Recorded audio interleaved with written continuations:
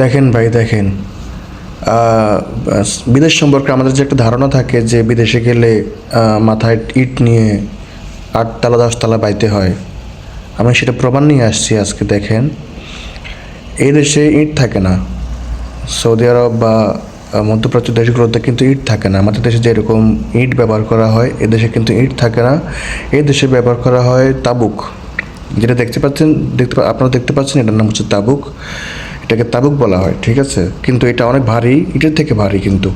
এক একটা তাবুক ওজন করতে গেলে 8 থেকে 9 কেজি ওজন থাকে। তো এগুলো কিন্তু কেউ হাত দিয়ে কাজ করতে হয় না। এগুলা, এই যে গাড়িটা দেখছেন, এটা একটা ক্রেন, ঠিক আছে? এটা দিয়েই ওরা তুলতে হয় এগুলা।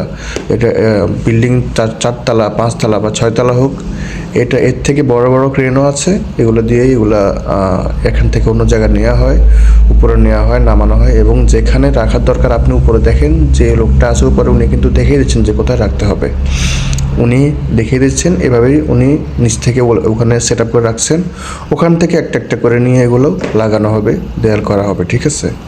তো মানুষ যে বলে যে, এখনও যে বলে যে 10 তলা 5 তলা ইট ইট নিয়ে উপরে ওঠে নিচে নামে, এগুলো কিন্তু মিথ্যে কথা।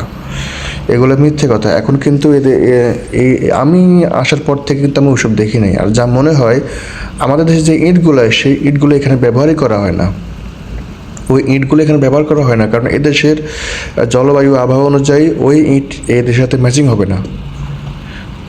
যার কারণে এই দেশের সিস্টেমগুলো আলাদা।